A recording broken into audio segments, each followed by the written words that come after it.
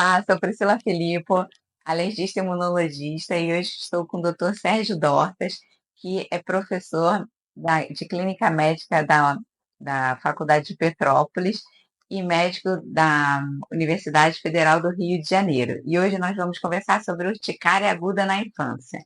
Olá, tudo bem, Tudo Priscila? bem?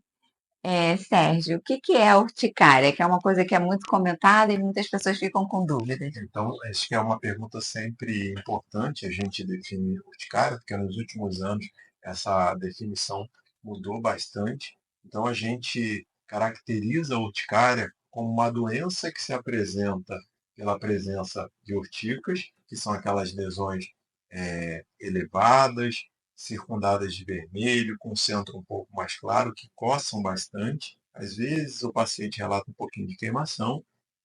Mas além das urticas, esses pacientes podem apresentar também o que a gente chama de angioedema, que é aquele inchaço que é mais profundo, que pode comprometer principalmente membros, genitália, orelha, língua, lábios e pálpebras. E quais são as causas da urticária? Então, essas urticas e o angioedema, eles podem surgir por diversas causas, né, situações, mas antes da gente falar de causa, eu acho que é importante a gente classificar, porque quando a gente classifica com relação à duração, a gente vai dividir nessas causas. Então, por exemplo, se eu falo em urticária aguda, é aquela em que esses sintomas, urticas e o angioedema, vão persistir por um período de até 6 semanas. Se esses sintomas duram mais que 6 semanas, a gente vai chamar de urticária crônica.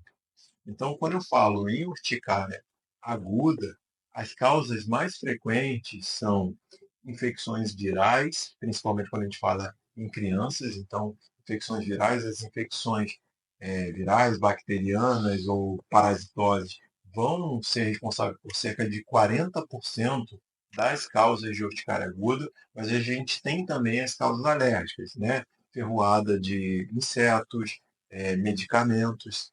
Isso é importante a gente lembrar. Transfusão sanguínea.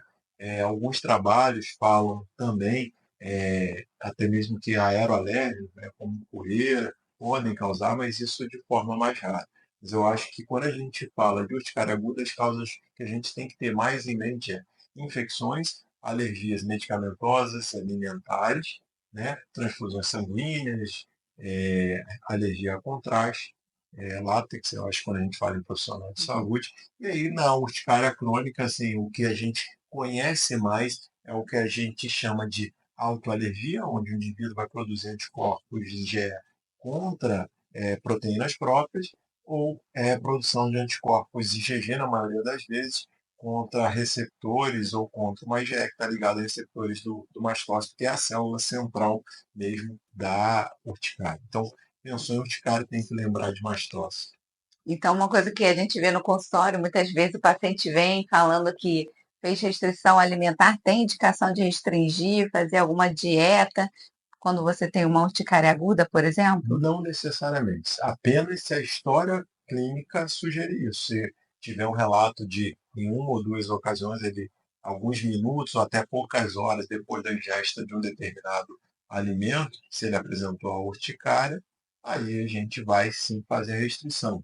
Mas, como eu disse anteriormente, a maioria das vezes é infecciosa. Então, basicamente, não há necessidade de você fazer grandes exames complementares, eventualmente fazer um hemograma, VHS e PCR, e utilizar sintomáticos para tratar essa infecção e tratar os sintomas também da urticária, como eu falei, essas lesões que coçam. Então, os antihistamínicos, antialérgicos são a droga de escolha, de preferência os antialérgicos de segunda geração.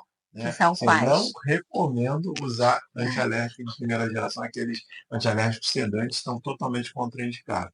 Os antialérgicos de segunda geração, não sedantes, a gente tem a loratadina, a desloratadina, cetirizina, levocetirizina, bilastina, fexofenadina, né, e ebachina. Esses são os que a gente encontra na nossa prática clínica. E aí a gente pode utilizá-lo tanto naquela dose de bula, ou pode utilizá-lo se for um sintoma mais importante, pode utilizar até uma dose que a gente chama de dose quadruplicada, são 4 vezes a dose de bula, com segurança para qualquer um deles. E a urticária só acomete a pele, né? Não vai ter outros sintomas, como dor na barriga, falta de ar. Isso é uma pergunta bem interessante. Alguns estudos vêm mostrando que realmente, em alguns casos, pode acontecer os sintomas associados, mas quando o paciente apresenta realmente esses sintomas que você citou, diarreia, dor abdominal, falta de ar, lacrimejamento, a gente tem que pensar num diagnóstico diferencial importante, que é a anafilaxia. E aí, isso é uma emergência médica, esse paciente tem que ser levado imediatamente para o hospital para receber o tratamento, que aí a medicação de escolha deixa de ser o antialérgico e passa a ser a adrenalina intramuscular. Então, em caso de dúvidas, o ideal é a pessoa procurar um médico e não se automedicar. Isso é fundamental, né? Uma outra droga que ajuda também é o corticoide, tanto na anafilaxia quanto na urticária aguda, nos casos mais importantes, mas não é a droga de escolha. Eu acho que fundamental é procurar ajuda médica, principalmente nos casos em que se suspeita de uma emergência, né? Obrigada, Sérgio. Então, hoje a gente fica por aqui.